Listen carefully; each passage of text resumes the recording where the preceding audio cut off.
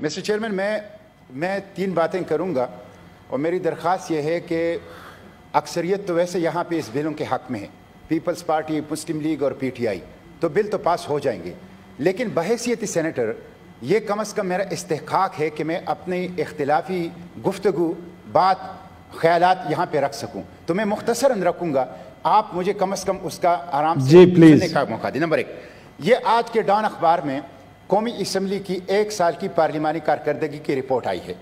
इस रिपोर्ट के मुताबिक 31 आर्डिनेंस हुकूमत ने जारी किए हैं और सिर्फ 29 बिल पास किए हैं। इन 29 बिल में से 12 बिल आवाम के नहीं हैं, तालीम और सेहत के नहीं हैं, तरक्की के नहीं हैं, इंसाफ के नहीं हैं, FATF के हैं।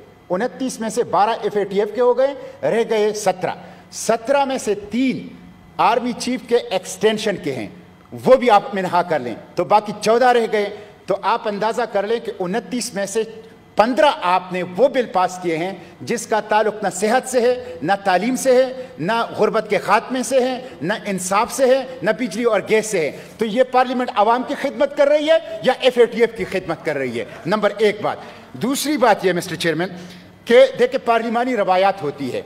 मुझे कौमी असम्बली और सेनेट के जॉइंट सेशन, पार्लियामेंट के जॉइंट सेशन के अंदर भी बोलने का मौका नहीं दिया गया और मेरे ख्याल में दुनिया ने पहली मर्तबा सुना कि स्पीकर साहब ने कहा कि पहले बिल पास करें उसके बाद उस पर गुफ्तगू करें।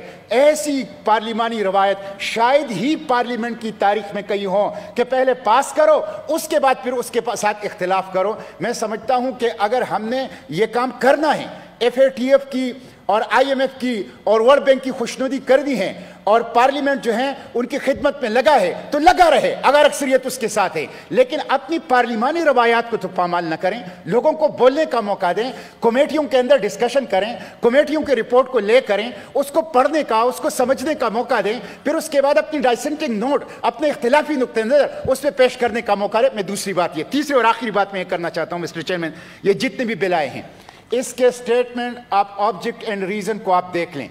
इन तमाम की statement of object and reason में कहा गया है कि ये FATF का डिमांड था। तो इस पार्लियामेंट ने कब FATF को ये अथॉरिटी दी है कि वो वहां से कानून बना के हमें भेजे और ये पार्लियामेंट रबर स्टैंप की तरह उसके ऊपर मोहर लगाए? क्या दुनिया की किसी पार्लियामेंट ने लेजिस्लेशन की अपनी अथॉरिटी किसी बैरूनी इदारे को दी है? कम से कम अगर आपने FATF की खुशनुदी के लिए करना है तो statement of object and reason में तो ये ना लिखें कि हम ये FATF की वजह से कर रहे हैं, FATF की डिमांड है ये। तो मैं समझता हूं ये इम्पोज लेजिस्लेशन है, ये इम्पोर्टेड लेजिस्लेशन है, ये साहूकारों की और IMF की और वर्ल्ड बैंक की और FATF की और इस्तेमार की और साम्राज्य खुशनुदी के लिए है। और मैं पीपल्स पार्टी से भी कहता हूं और मुस्लिम लीग से भी कहता हूं, इस हुकूमत पर आपको एतमाद कब आ गया? इसने कौन सा अच्छा काम किया है कि इसके ऊपर अभी आपका एतमाद आए? सेहत के लिए आपका एतमाद इनके ऊपर नहीं आता, तालीम के लिए आपका एतमाद इनके ऊपर नहीं आता, FATF के लिए आपका एतमाद कैसे आ गया? IPPs के लिए, IPPs की मिस्टर चेयरमैन ये आखिरी बात करके, IPPs के लिए सेनेट की स्टैंडिंग कमेटी ने यूनानिमसली रिपोर्ट पास की, वो रिपोर्ट सेनेट ने अडॉप्ट की। उस रिपोर्ट में कहा गया है कि IPPs के मुआहिदे कैंसिल करो, इनके ऊपर FIR दर्ज करो, इनको जेल में भेजो, मुआहिदे को खत्म करो।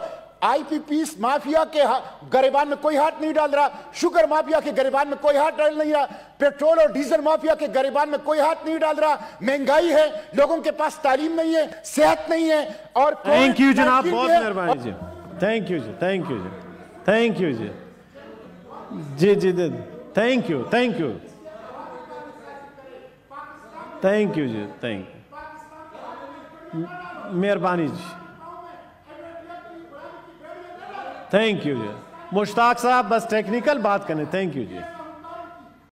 YouTube पर गूगली न्यूज देखने के लिए youtube.com की सर्च बार में गूगली न्यूज TV टाइप करें। गूगली न्यूज के पेज पर सुर्ख रंग के सब्सक्रिप्शन वाले बटन पर क्लिक करना ना भूलिए। YouTube पेज पर अपलोड होने वाली वीडियोस से बाखबर रहने के लिए बेल आइकन पर क्लिक कीजिए। आपको हर नई वीडियो के बारे में नोटिफिकेशन मौसूल हो जाएगा।